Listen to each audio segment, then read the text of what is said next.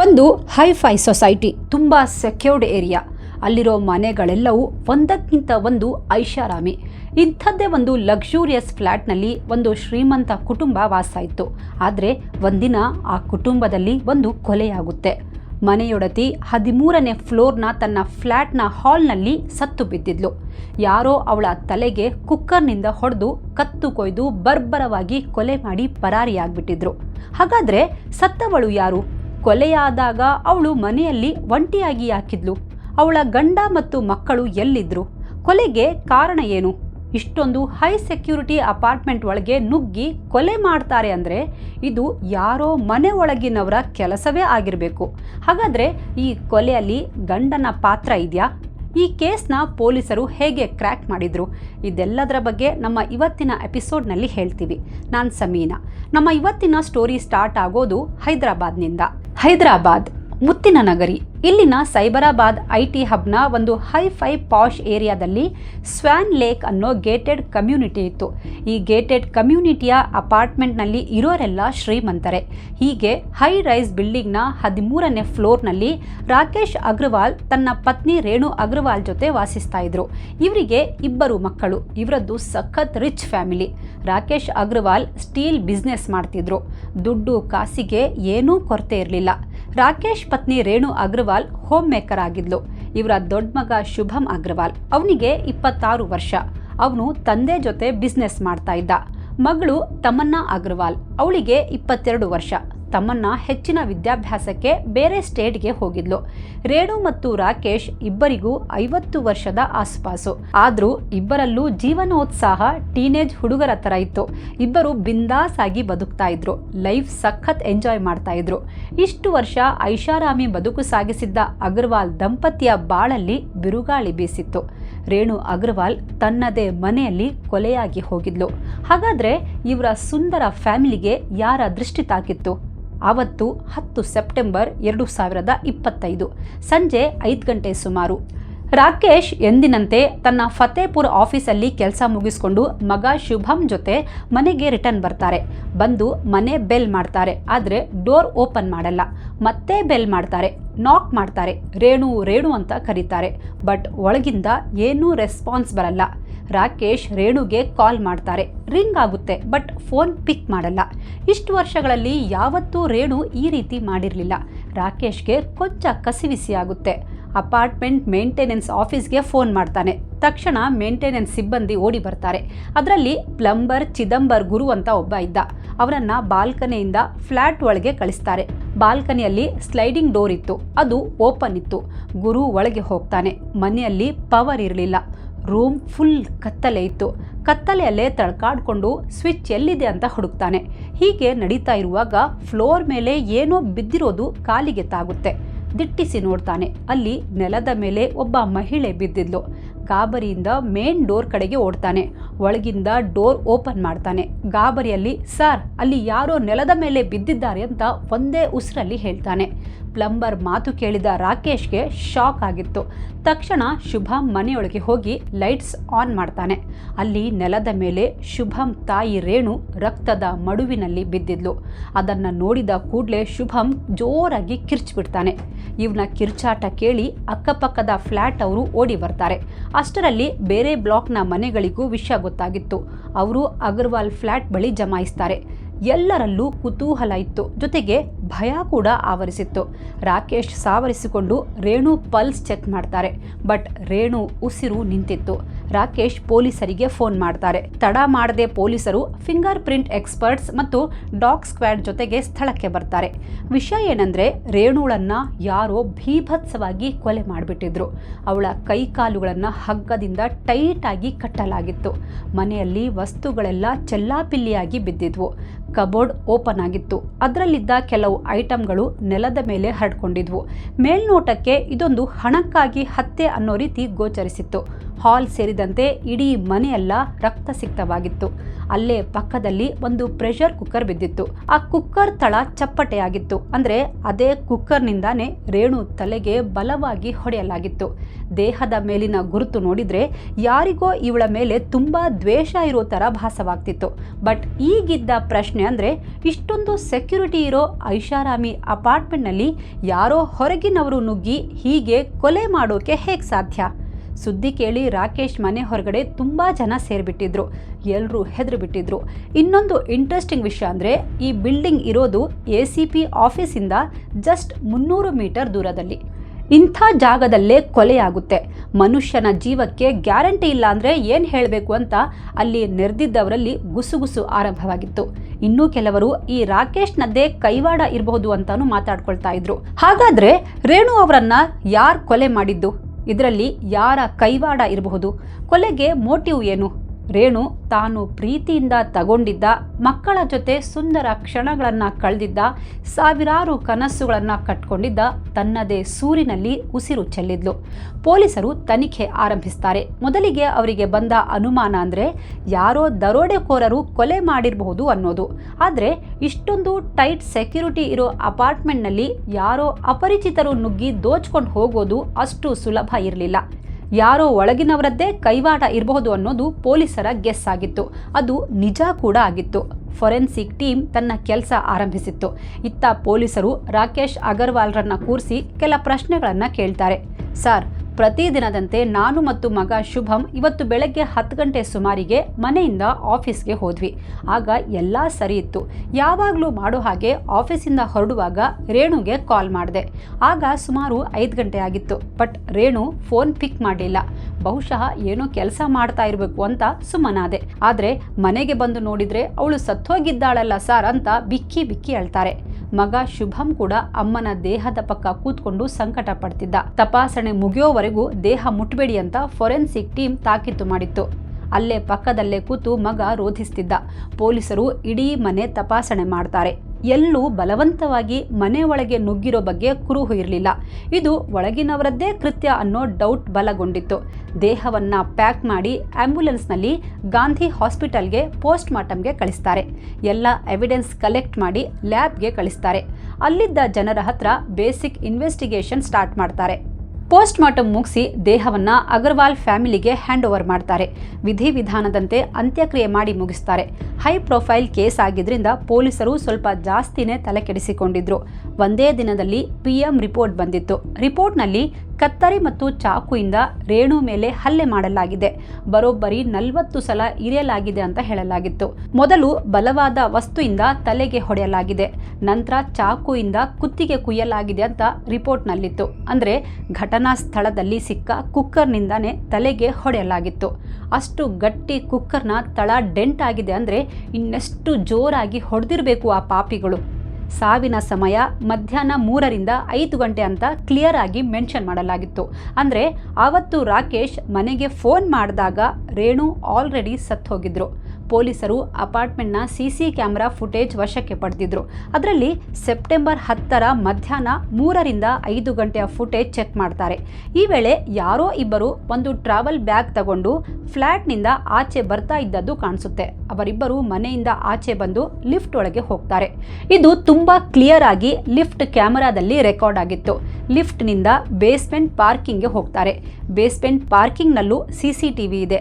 ಅದರ footage check ಮಾಡ್ತಾರೆ. ಅಲ್ಲಿ ಇಬ್ಬರು ಒಂದು ಸ್ಕೂಟಿಯಲ್ಲಿ ಹೊರಗೆ ಹೋಗ್ತಾ ಇರೋದು ರೆಕಾರ್ಡ್ ಆಗಿತ್ತು. ಪೊಲೀಸರು ಈ CCTV ಫುಟೇಜ್ ಅನ್ನ ರಾಕೇಶ್ ಅಗರ್ವಾಲ್ಗೆ ತೋರಿಸ್ತಾರೆ. ರಾಕೇಶ್ ಅದರಲ್ಲಿದ್ದ ಇಬ್ಬರನ್ನ ಗುರುತು ಹಿಡಿತಾರೆ. ಅಲ್ಲಿಂದ ಕೊಲೆಯ ಸೀಕ್ರೆಟ್ ಬಿಚ್ಕೊಳ್ತಾ ಸಾಗುತ್ತೆ. ಸರ್, ಇದರಲ್ಲಿ ಒಬ್ಬನ ಹೆಸರು ರೋಷನ್. ಇವನು ನಮ್ಮ ಮನೆ ಮೇಲ್ಗಡೆ ಅಂದರೆ 14ನೇ ಫ್ಲೋರ್ನಲ್ಲಿರೋ ರಿಯಾ ಅಗರ್ವಾಲ್ ಮನೆಯಲ್ಲಿ ಕೆಲಸ ಮಾಡ್ತಾನೆ. ರೋಷನ್ ಕಳೆದ 11 ತಿಂಗಳಿಂದ ರಿಯಾ ಮನೆಯಲ್ಲಿ ಕೆಲಸ ಮಾಡ್ತಿದ್ದಾನೆ. ಮನೆಗೆ ಏನಾದರೂ ಸಾಮಾನು ಬೇಕು ಅಂದರೆ ಅವನೇ ತರ್ತಾ ಇದ್ದ. ರಿಯಾ ತನ್ನ ಸ್ಕೂಟಿ ಕೀನ ರೋಷನ್ಗೆ ಕೊಟ್ಬಿಟ್ಟಿದ್ದಾರೆ ಸರ್ ಅಂತ ರಾಕೇಶ್ ಹೇಳ್ತಾರೆ. ಸರಿ, CCTVಯಲ್ಲಿ ರೋಷನ್ ಜೊತೆಗೆ ಇರೋ ಇನ್ನೊಬ್ಬ ಯಾರು ಅಂತ ಪೊಲೀಸರು ಕೇಳ್ತಾರೆ. ಸರ್, ಅವನು ನಮ್ಮ ಮನೆ ಅಡುಗೆ ಕೆಲಸದವನು. ಅವನ ಹೆಸರು ಹರ್ಷ್. 10 ದಿನದ ಹಿಂದೆ ಅಷ್ಟೇ ಇವನನ್ನ ನಾನೇ ಅಡುಗೆ ಕೆಲಸಕ್ಕೆ ಅಂತ ಸೇರಿಸ್ಕೊಂಡಿದ್ದೆ ಅಂತಾರೆ. ಇವರನ್ನ ಎಲ್ಲಿಂದ ಹೈಯರ್ ಮಾಡಿದ್ರಿ ಅಂತ ಕೇಳ್ತಾರೆ. ಸರ್, ಕೋಲ್ಕತ್ತಾ ಮೂಲದ ಒಂದು ಏಜೆನ್ಸಿ ಇದೆ. ಅವರು ಮನೆ ಕೆಲಸದವರನ್ನ ಪ್ರೊವೈಡ್ ಮಾಡ್ತಾರೆ. ಅದೇ ಏಜೆನ್ಸಿಯಿಂದ ಹೈರ್ ಮಾಡಿದ್ದು. ಮೊದಲು ರೋಷನ್ ಬಂದ, ಆಮೇಲೆ ಹರ್ಷ್ನನ್ನ ನಾನು ಹೈರ್ ಮಾಡಿದೆ ಸರ್ ಅಂತಾರೆ.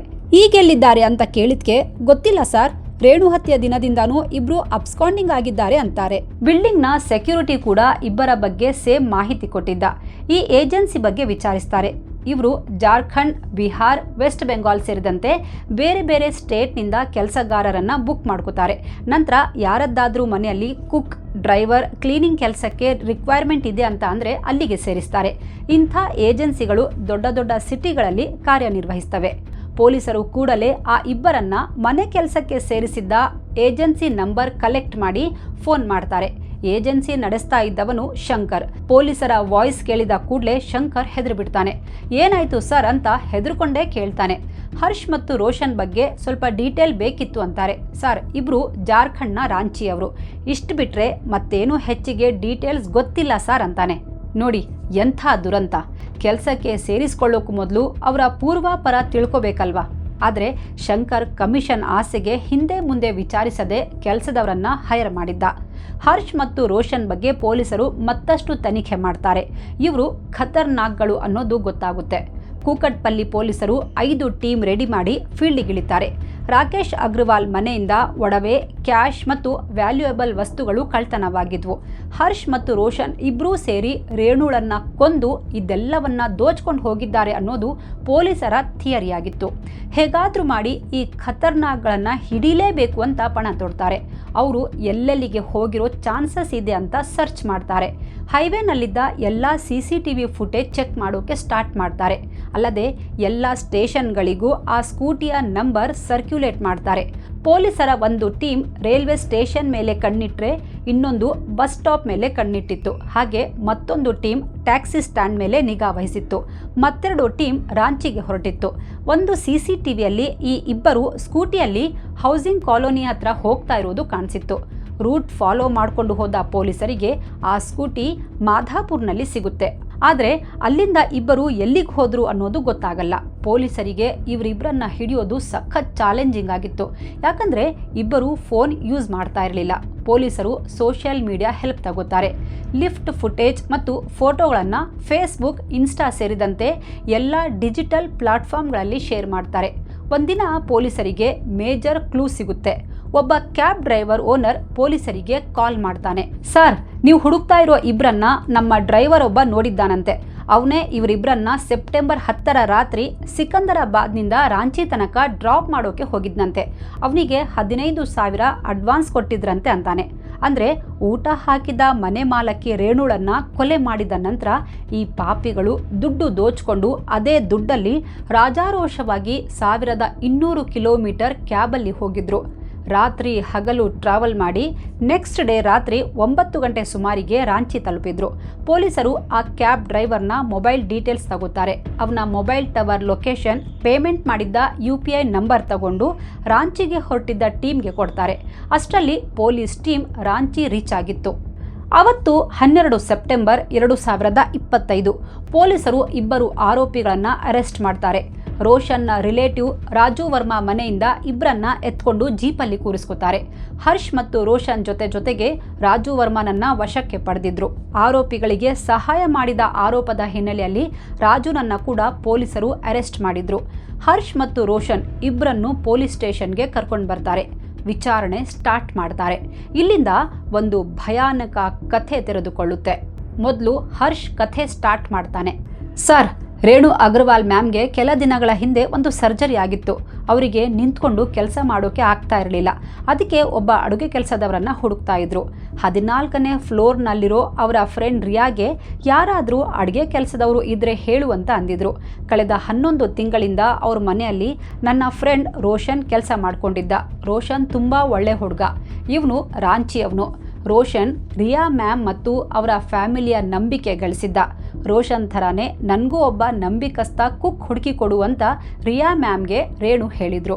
ನಾನು ಮತ್ತು ರೋಷನ್ ಇಬ್ಬರು ರಾಂಚಿಯವರು. ಹಾಗಾಗಿ ರೋಷನ್ ನನ್ನ ರೆಫರೆನ್ಸ್ ಕೊಟ್ಟಿದ್ದ. ನಮ್ಮ ಏಜೆನ್ಸಿಯವರು ನನಗೆ ಆಫರ್ ಮಾಡಿದರು. ಇಲ್ಲಿಂದಾನೇ ನಾನು ರೇಣು ಮ್ಯಾಮ್ ಮನೆಗೆ ಎಂಟ್ರಿ ಕೊಟ್ಟಿದ್ದು ಅಂತ ಹರ್ಷ್ ಪೊಲೀಸರಿಗೆ ಹೇಳ್ತಾನೆ. ನಾನು ರೇಣು ಅಗರ್ವಾಲ್ ಮನೆಯಲ್ಲಿ ಅಡುಗೆ ಕೆಲಸಕ್ಕೆ ಸೇರ್ಕೊಂಡೆ. ಇದಕ್ಕೂ ಮೊದಲು ನಾನು ಯಾವತ್ತೂ ಇಷ್ಟೊಂದು ಹೈ ಸೊಸೈಟಿಯಲ್ಲಿ ಕೆಲಸ ಮಾಡಿರಲಿಲ್ಲ. ಇಲ್ಲಿಗೆ ಬಂದ ಕೂಡಲೇ ನನಗೆ ರಾಜರ ಆಸ್ಥಾನದಲ್ಲಿ ಕೆಲಸ ಮಾಡೋ ಫೀಲ್ ಬಂದಿತ್ತು. ನಾನು ಅಡುಗೆ ಕೆಲಸ ಮಾಡ್ತಿದ್ದೆ. ಮನೆ ಕೆಲಸಕ್ಕೆ ಬೇರೆಯವರು ಬರ್ತಾ ಇದ್ರು. ಹೀಗೆ ಒಂದಿನ ಕೆಲಸದವಳು ಮನೆಗೆ ಬಂದು ರೂಮ್ ಕ್ಲೀನ್ ಮಾಡ್ತಿರುವಾಗ ನನ್ನ ಕಣ್ಣು ಲಾಕರ್ ಮೇಲೆ ಬಿತ್ತು. ಅಲ್ಲಿ ಬೆಲೆ ಬಾಳೋ ವಾಚಸ್ ಇಟ್ಟಿದ್ರು. ಇಷ್ಟೊಂದು ವಾಚ್ ನೋಡಿದ ಕೂಡಲೇ ನನ್ನ ಮನಸ್ಸಿನ ಪಿಶಾಚಿ ಜಾಗೃತವಾಗಿತ್ತು. ಅವತ್ತು 8 ಸೆಪ್ಟೆಂಬರ್ 2025 ರೇಣು ಮ್ಯಾಮ್ ಮನೆಯಲ್ಲಿ ಅಡುಗೆ ಕೆಲಸ ಮುಗಿಸ್ಕೊಂಡು ರೋಷನ್ನ ಮೀಟ್ ಮಾಡೋಕೆ ಹೋದೆ. ರೋಷನ್ಗೆ ಆ ಲಾಕರ್ ಬಗ್ಗೆ ಹೇಳಿದೆ. ವಾಚ್ಗಳೇ ಇಷ್ಟೊಂದು ಇದೆ ಅಂದರೆ ಕೋಟ್ಯಾಂತರ ರೂಪಾಯಿಯ ಚಿನ್ನದ ಒಡವೆ ಮತ್ತು ಕ್ಯಾಶ್ ಅಂತೂ ಇದ್ದೇ ಇರುತ್ತೆ ಅಂದೆ. ಇದೆಲ್ಲ ನಮ್ಮದಾಗಿ ಬಿಟ್ಟರೆ ಎಷ್ಟು ಚೆಂದ ಇರುತ್ತೆ ಅಲ್ವಾ? ಈ ಕೆಲಸ ಎಲ್ಲ ಬಿಟ್ಟು ಊರಿಗೆ ಹೋಗಿ ಸೆಟ್ಲ್ ಆಗಿಬಿಡ್ಬಹುದು ಅಂದೆ. ಅದಕ್ಕೆ ರೋಷನ್, ಹೌದು ಕಣೋ, ನಮ್ಮ ಹತ್ರನೂ ದುಡ್ಡು ಇದ್ದಿದ್ರೆ ಎಷ್ಟು ಚೆನ್ನಾಗಿರೋದು ಅಂದ.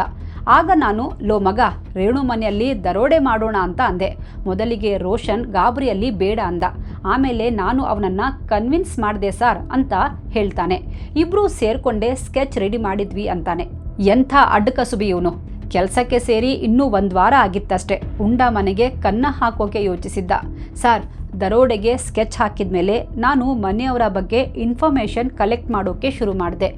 ಎಲ್ಲರೂ ಎಷ್ಟು ಗಂಟೆಗೆ ಮನೆಯಿಂದ ಹೊರಡ್ತಾರೆ, ರಿಟರ್ನ್ ಎಷ್ಟು ಗಂಟೆಗೆ ಬರ್ತಾರೆ, ಮೇಡ್ ಯಾವಾಗ ಬರ್ತಾಳೆ, ಎಷ್ಟೊತ್ತು ತನಕ ಕೆಲಸ ಮಾಡ್ತಾಳೆ, ಹೀಗೆ ಎಲ್ಲರ ರುಟೀನ್ ತಿಳ್ಕೊಂಡೆ. ಮನೆ ಓನರ್ ರಾಕೇಶ್ ಅಗ್ರವಾಲ್ ಮಗ ಶುಭಮ್ ಜೊತೆ ಡೈಲಿ 10 ಗಂಟೆಗೆ ಫತೇಪುರ್ನಲ್ಲಿರೋ ಆಫೀಸ್ಗೆ ಹೋಗ್ತಾರೆ. ಆಫೀಸ್ ಮನೆಯಿಂದ 9 ಕಿಲೋಮೀಟರ್ ದೂರ ಇದೆ. ಅವರು ಮತ್ತೆ ಮನೆಗೆ ಬರೋದೇ ಸಂಜೆ 7 ಗಂಟೆ ಸುಮಾರಿಗೆ. ಇನ್ನು ಮಗಳು ತಮ್ಮನ್ನ ಬೇರೆ ಸ್ಟೇಟ್ನಲ್ಲಿ ಓದ್ತಾ ಇದ್ದಾಳೆ. ಅಲ್ಲಿಗೆ ರಾಕೇಶ್ ಸರ್ ಮತ್ತು ಶುಭಮ್ ಹೋದ್ಮೇಲೆ ರೇಣು ಮ್ಯಾಮ್ ಒಬ್ಬರೇ ಇರ್ತಾ ಇದ್ರು. ಇದೆಲ್ಲ ಸ್ಟಡಿ ಮಾಡಿ ನಾನು ರೋಷನ್ಗೆ ಹೇಳಿದೆ. ಸೆಪ್ಟೆಂಬರ್ 8ಕ್ಕೆ ನಾವಿಬ್ಬರೂ ಕೂತ್ಕೊಂಡು ಒಂದು ಫೈನಲ್ ಪ್ಲಾನ್ ಮಾಡಿದ್ವಿ. ಸೆಪ್ಟೆಂಬರ್ 10ಕ್ಕೆ ಕೊಲೆ ಮಾಡಿ ಮನೆ ದೋಚೋಣ ಅಂತ ಡಿಸೈಡ್ ಮಾಡಿದ್ವಿ. ಮಧ್ಯಾಹ್ನ ಯಾರೂ ಇರಲ್ಲ ಅಂತ ಅದೇ ಟೈಮ್ ಸೆಲೆಕ್ಟ್ ಮಾಡಿದ್ವಿ. 3 ಗಂಟೆಗೆ ಅಪಾರ್ಟ್ಮೆಂಟ್ ಸೈಲೆಂಟ್ ಇರುತ್ತೆ, ಯಾರೂ ಜಾಸ್ತಿ ಹೊರಗಡೆ ಇರಲ್ಲ. ಆಗಲೇ ಕೆಲಸ ಮುಗಿಸೋಣ ಅಂತ ತೀರ್ಮಾನ ಮಾಡಿದ್ವಿ ಸರ್ ಅಂತ ಹರ್ಷ್ ಪೊಲೀಸರಿಗೆ ಹೇಳ್ತಾನೆ. ಅವತ್ತು ಸೆಪ್ಟೆಂಬರ್ 10 ರೇಣು ಮನೆಯಲ್ಲಿ ಏನೋ ಕೆಲಸ ಮಾಡ್ತಿದ್ರು. ಕೆಲಸದವಳು ಬಂದು ಮನೆ ಕ್ಲೀನ್ ಮಾಡಿ ಹೋಗಿದ್ಲು. ನಾನು ಕಿಚನ್ನಲ್ಲಿ ಕೆಲಸ ಮಾಡ್ತಾ ಇದ್ದೆ. ಕೆಲಸದವಳು ಹೋದ್ಮೇಲೆ ರೋಷನ್ಗೆ ಫೋನ್ ಮಾಡಿ ಫ್ಲ್ಯಾಟ್ಗೆ ಬಾ ಅಂದೆ. ರೋಷನ್ ಮನೆ ಒಳಗಡೆ ಬಂದಿದ್ದು ರೇಣು ಮ್ಯಾಮ್ಗೆ ಗೊತ್ತಿರಲಿಲ್ಲ. ಮೊದಲು ರೇಣು ಅವ್ರ ಮೇಲೆ ಹಿಂದಿನಿಂದ ಅಟ್ಯಾಕ್ ಮಾಡಿದ್ವಿ. ಅವರು ತಿರುಗಿ ನೋಡುವಷ್ಟರಲ್ಲಿ ಕಿಚನ್ನಲ್ಲಿದ್ದ ಕುಕ್ಕರ್ ತಗೊಂಡು ಅವರ ತಲೆಗೆ ಜೋರಾಗಿ ಹೊಡೆದ್ಬಿಟ್ಟೆ. ಆ ಏಟಿಗೆ ರೇಣು ಪ್ರಜ್ಞೆ ತಪ್ಪಿ ಹಾಲಲ್ಲಿ ಬಿದ್ದೋದ್ರು. ನಂತರ ಅವರ ಕೈ ಕಾಲುಗಳನ್ನು ಮೊದಲೇ ತಂದಿಟ್ಟಿದ್ದ ಹಗ್ಗದಿಂದ ಕಟ್ಟಿದ್ವಿ. ನಂತರ ಮನೆ ಸರ್ಚ್ ಮಾಡೋಕೆ ಸ್ಟಾರ್ಟ್ ಮಾಡಿದ್ವಿ. ಕೈಗೆ ಏನೇನು ಸಿಕ್ತೋ ಅದೆಲ್ಲವನ್ನು ಒಂದು ಟ್ರಾವೆಲ್ ಬ್ಯಾಗ್ನಲ್ಲಿ ತುಂಬ್ತಾ ಹೋದ್ವಿ. ಅವರ ಮನೆಯಲ್ಲಿ ಒಂದು ಡಿಜಿಟಲ್ ಲಾಕರ್ ಕಾಣಿಸ್ತು. ಆದರೆ ಅದಕ್ಕೆ ಪಾಸ್ವರ್ಡ್ ಹಾಕಿಟ್ಟಿದ್ರು. ಪಾಸ್ವರ್ಡ್ ಇಲ್ಲದೆ ಅದನ್ನು ಓಪನ್ ಮಾಡೋದು ಇಂಪಾಸಿಬಲ್ ಆಗಿತ್ತು. ಪಾಸ್ವರ್ಡ್ ಕೇಳೋಣ ಅಂದರೆ ರೇಣು ಮ್ಯಾಮ್ ನೆಲದ ಮೇಲೆ ಮೂರ್ಛೆ ಬಿದ್ದಿದ್ರು. ಅದಕ್ಕೆ ಅವರ ಮುಖಕ್ಕೆ ನೀರು ಹಾಕಿ ಎಬ್ಬಿಸಿದ್ವಿ. ಲಾಕರ್ನ ಪಾಸ್ವರ್ಡ್ ಕೇಳಿದ್ವಿ. ನಮ್ಮನ್ನು ನೋಡಿ ರೇಣು ಶಾಕ್ ಆಗಿದ್ರು. ಅಳ್ತಾ ಅಳ್ತಾ, ರೋಷನ್ ಬೇಟಾ, ಯಾಕೆ ಹೀಗೆಲ್ಲ ಮಾಡ್ತಾ ಇದೆಯಾ? ನನ್ನನ್ನು ಬಿಟ್ಬಿಡು ಪ್ಲೀಸ್, ನನ್ನನ್ನು ಸಾಯಿಸ್ಬೇಡ, ನಿನಗೆ ಏನು ಬೇಕೋ ಕೊಡ್ತೀನಿ, ನನ್ನ ಕೈ ಕಾಲಿಗೆ ಕಟ್ಟಿರೋ ಹಗ್ಗ ಬಿಚ್ಚು ಅಂತ ರಿಕ್ವೆಸ್ಟ್ ಮಾಡಿದರು. ನಿಮ್ಮಿಬ್ಬರ ಕಾಲಿಗೆ ಬೀಳ್ತೀನಿ, ಬಿಟ್ಬಿಡಿ ಅಂತ ಗೋಗರೆದ್ರು. ಆದರೆ ನಮ್ಮಿಬ್ಬರಿಗೆ ಧನ ಪಿಶಾಚಿ ಮೆಟ್ಕೊಂಡಿತ್ತು. ಕೈಯಲ್ಲಿದ್ದ ಚಾಕು ಮತ್ತು ಕತ್ತರಿ ತೋರಿಸಿ ಹೆದರಿಸಿದ್ವಿ. ಲಾಕರ್ ಪಾಸ್ವರ್ಡ್ ಏನು ಹೇಳಿ ಅಂತ ಧಮಕಿ ಹಾಕ್ತಿದ್ವಿ. ಆದರೆ ಪಾಸ್ವರ್ಡ್ ಹೇಳಲ್ಲ ಅಂದರು. ಮೊದಲು ನನ್ನನ್ನು ಬಿಡಿ ಅಂದರು. ಅದಕ್ಕೆ ಸಿಟ್ಟಲ್ಲಿ ಚಾಕು ಮತ್ತು ಕತ್ತರಿಂದ 1 by 1 ಚುಚ್ಚೋಕೆ ಸ್ಟಾರ್ಟ್ ಮಾಡಿದ್ವಿ. ಹೊಟ್ಟೆ, ಹಣೆ, ಕೈಗಳು ಮತ್ತು ಕುತ್ತಿಗೆಗೆ ಎಲ್ಲಿ ಸಿಗುತ್ತೋ ಅಲ್ಲಿ ಮನಸೋ ಇಚ್ಛೆ ಹಲ್ಲೆ ಮಾಡಿದ್ವಿ. ನೆಲದ ಮೇಲೆಲ್ಲ ರಕ್ತ ಹಾರಿತ್ತು. ನಾನು ಪಾಸ್ವರ್ಡ್ ಹೇಳಿದ್ರು ಇವರಿಬ್ಬರೂ ನನ್ನನ್ನು ಬಿಡಲ್ಲ, ಕೊಂದು ಹಾಕ್ತಾರೆ ಅನ್ನೋದು ರೇಣುಗೆ ಗೊತ್ತಾಗ್ಬಿಟ್ಟಿತ್ತು ಅನಿಸುತ್ತೆ. ಅದಕ್ಕೆ ಅವರು ಪಾಸ್ವರ್ಡ್ ಹೇಳಿಲ್ಲ. ಅಟ್ಲೀಸ್ಟ್ ಕಿರ್ಚಾಟ ಕೇಳಿ ಯಾರಾದರೂ ಸಹಾಯಕ್ಕೆ ಬರ್ತಾರೆ ಅಂತ ರೇಣು ಟ್ರೈ ಮಾಡಿದ್ರು. ಬಟ್ ಅಲ್ಲಿನ ಮನೆಗಳು ತುಂಬ ದೊಡ್ಡದಿವೆ. ಮನೆ ಒಳಗೆ ಏನು ನಡೀತಿದೆ ಅನ್ನೋದು ಯಾರಿಗೂ ಗೊತ್ತೇ ಆಗಲ್ಲ. ಅದು ಬೇರೆ ಮಧ್ಯಾಹ್ನದ ಟೈಮ್, ಯಾರಿಗೂ ಗೊತ್ತೇ ಆಗಲ್ಲ. ಯಾರೂ ರೇಣು ಅವರ ಸಹಾಯಕ್ಕೆ ಬರಲೇ ಇಲ್ಲ. ಹೀಗೆ ತಾನು ಮಾಡಿದ ನೀಚ ಕೆಲಸದ ಬಗ್ಗೆ ಪೊಲೀಸರಿಗೆ ಹರ್ಷ್ ಹೇಳಿದ್ದ. ನಂತರ ರೋಷನ್ ಮಾತಾಡ್ತಾನೆ. ಸರ್, ನಮ್ಮ ದುರಾಸೆ ಜಾಸ್ತಿ ಆಗಿತ್ತು. ರೇಣು ಜೋರಾಗಿ ಕಿರ್ಚ್ತಾ ಇದ್ರು. ಇವರ ಕಿರ್ಚಾಟ ಕೇಳಿ ಎಲ್ಲಿ ಯಾರಾದರೂ ಬಂದ್ಬಿಡ್ತಾರೋ ಅಂತ ಭಯ ಸ್ಟಾರ್ಟ್ ಆಗಿತ್ತು. ಅದಕ್ಕೆ ನಾವಿಬ್ಬರೂ ಸೇರಿಕೊಂಡು ರೇಣು ಕತ್ತು ಸೀಳ್ಬಿಟ್ವಿ. ಪಾಸ್ವರ್ಡ್ ಹೇಳಿಲ್ಲ ಅನ್ನೋ ಸಿಟ್ಟಲ್ಲಿ ಕುಕ್ಕರ್ ತಗೊಂಡು ತಲೆ ಮೇಲೆ ಮನಸೋ ಇಚ್ಛೆ ಹಲ್ಲೆ ಮಾಡಿದ್ವಿ. ರೇಣು ಅಲ್ಲೇ ಪ್ರಾಣ ಬಿಟ್ರು ಸರ್ ಅಂತಾನೆ. ರೇಣು ಉಸಿರು ನಿಂತ ಮೇಲೆ ಅವರು ಹಾಕಿದ್ದ ಒಡವೆ ಬಿಚ್ಕೊಂಡ್ವಿ. ಎಲ್ಲ ಬ್ಯಾಗಲ್ಲಿ ಹಾಕ್ಕೊಂಡು ಮನೆಯಿಂದ ಹೊರಡೋಕೆ ರೆಡಿ ಆದ್ವಿ. ಆದರೆ ನಮ್ಮ ಮುಖ ಬಟ್ಟೆಗೆಲ್ಲ ರಕ್ತ ಹಾರಿತ್ತು. ಹೀಗೆ ಹೊರಗೆ ಹೋದರೆ ಸಿಕ್ಕಾಕೊಳ್ತೀವಿ ಅಂತ ಅವರದ್ದೇ ಬಾತ್ರೂಮ್ಗೆ ಹೋಗಿ ಸ್ನಾನ ಮಾಡಿದ್ವಿ. ರಕ್ತ ಎಲ್ಲ ನೀಟಾಗಿ ತೊಳ್ಕೊಂಡ್ವಿ. ನಮ್ಮ ಹಳೆ ಬಟ್ಟೆ ಅಲ್ಲೇ ಬಿಸಾಕಿ ಅವರದ್ದೇ ಕಬೋರ್ಡ್ನಿಂದ ಹೊಸ ಬಟ್ಟೆ ತೆಗೆದು ಹಾಕ್ಕೊಂಡ್ವಿ. ಪರ್ಫ್ಯೂಮ್ ಹಾಕ್ಕೊಂಡ್ವಿ. ಒಡವೆ, ಕ್ಯಾಶ್, ವಾಚ್ ಎಲ್ಲ ಬ್ಯಾಗಲ್ಲಿ ತುಂಬಿಕೊಂಡ್ವಿ. ಆರಾಮಾಗಿ ಮನೆ ಲಾಕ್ ಮಾಡಿಕೊಂಡು ಲಿಫ್ಟ್ ಮೂಲಕ ಬೇಸ್ಮೆಂಟ್ಗೆ ಹೋದ್ವಿ. ಅಲ್ಲಿ ರೋಷನ್ ಮಾಲಕಿಯ ಸ್ಕೂಟಿ ಇತ್ತು. ಹೇಗೂ ಅದರ ಕೀ ರೋಷನ್ ಹತ್ರನೇ ಇತ್ತು. ಅದನ್ನು ತಗೊಂಡು ಅಲ್ಲಿಂದ ಹೋಗ್ಬಿಟ್ವಿ ಅಂತ ರೋಷನ್ ಪೊಲೀಸರಿಗೆ ಸ್ಟೇಟ್ಮೆಂಟ್ ಕೊಡ್ತಾನೆ. ಎಂಥ ಕೋಲ್ಡ್ ಬ್ಲಡೆಡ್ ಕ್ರಿಮಿನಲ್ಗಳು ಇವರು. ಸಾಯಿಸಿ ಅವರ ಮನೆಯಲ್ಲೇ ಸ್ನಾನ ಮಾಡಿ ಅವರದ್ದೇ ಬಟ್ಟೆ ಹಾಕ್ಕೊಂಡು ಪರ್ಫ್ಯೂಮ್ ಹಾಕ್ಕೊಂಡು ಹೋಗಿದ್ದಾರಲ್ಲ, ಇವರಿಗೆ ಕಾನೂನಿನ ಶಿಕ್ಷೆಯ ಭಯನೇ ಇಲ್ಲ. ಇಲ್ಲಿಂದ ಹೊರಟ ನಂತರ 8 ಕಿಲೋಮೀಟರ್ ದೂರ ಮಾಧಾಪುರ್ನಲ್ಲಿ ಸ್ಕೂಟಿ ಪಾರ್ಕ್ ಮಾಡಿದ್ವಿ. ಇಲ್ಲಿಂದ ಹಫೀಜ್ಪೇಟ್ಗೆ ಹೋಗೋಕೆ 2 ಮಾರ್ಗ ಇದೆ. ಒಂದು ಹೈಟೆಕ್ ಸಿಟಿ ಮೂಲಕ ಹೋಗೋ ರೋಡ್, ಮತ್ತೊಂದು ಗಚ್ಚಿಬೌಲಿ ಥ್ರೂ ಹೋಗ್ಬೋದು. ಒಂದು ವೇಳೆ ಪೊಲೀಸರು ನಮ್ಮನ್ನು ಹುಡ್ಕೋಕೆ ಸ್ಟಾರ್ಟ್ ಮಾಡಿದ್ರು ಅವರಿಗೆ ಕನ್ಫ್ಯೂಸ್ ಮಾಡೋಕೆ ಅಂತಾನೆ ಸ್ಕೂಟಿಯನ್ನು ಇಲ್ಲಿ ಪಾರ್ಕ್ ಮಾಡಿದ್ವಿ. ನಾವು ಹಫೀಜ್ಪೇಟ್ ರೂಟ್ ತಗೊಂಡ್ವಿ. ಮೊದಲು ಸಿಕಂದರಾಬಾದ್ ರೀಚ್ ಆದ್ವಿ. ಅಲ್ಲಿಂದ ಟ್ರೈನ್ನಲ್ಲಿ ರಾಂಚಿಗೆ ಹೋಗೋ ಪ್ಲಾನ್ ಇತ್ತು. ನಾವು ಮೊದಲೇ ಟ್ರೈನ್ ಟಿಕೆಟ್ ಬುಕ್ ಮಾಡಿದ್ವಿ. ಆದರೆ ರೈಲ್ವೆ ಸ್ಟೇಷನ್ನಲ್ಲಿ RPF ಡಾಗ್ ಸ್ಕ್ವಾಡ್ ತುಂಬ ಸಂಖ್ಯೆಯಲ್ಲಿ ಇದ್ದರು. ಎಲ್ಲಿ ನಾವು ಸಿಕ್ಕಿ ಬೀಳ್ತೀವೋ ಅಂತ ಭಯ ಆಯಿತು. ಅದಕ್ಕೆ ಟ್ರೈನ್ ಜರ್ನಿ ಕ್ಯಾನ್ಸಲ್ ಮಾಡಿದ್ವಿ. ನಂತರ ಸಿಕಂದರಾಬಾದ್ನಿಂದ ಕ್ಯಾಬ್ ಬುಕ್ ಮಾಡಿಕೊಂಡು ರಾಂಚಿ ತನಕ ಹೋದ್ವಿ. ಇದಕ್ಕಾಗಿ ಕ್ಯಾಬ್ ಡ್ರೈವರ್ಗೆ 15,000 ಅಡ್ವಾನ್ಸ್ ಪೇಮೆಂಟ್ ಕೊಡಬೇಕಿತ್ತು. ಆದರೆ ನಾವು ಕಳ್ತನ ಮಾಡಿದಾಗ ನಮಗೆ ಅಲ್ಲಿ ಕ್ಯಾಶ್ ಸಿಕ್ಕಿರಲಿಲ್ಲ. ಅದಕ್ಕೆ ನಾನು ನನ್ನ ಕಸಿನ್ ರಾಜುಗೆ ಫೋನ್ ಮಾಡಿ ನನಗೆ ಸ್ವಲ್ಪ ದುಡ್ಡು ಬೇಕು, ಟ್ರಾನ್ಸ್ಫರ್ ಮಾಡು ಅಂದೆ. ಆದರೆ ರಾಜು ಹತ್ರನೂ ಅಷ್ಟು ದುಡ್ಡಿರಲಿಲ್ಲ.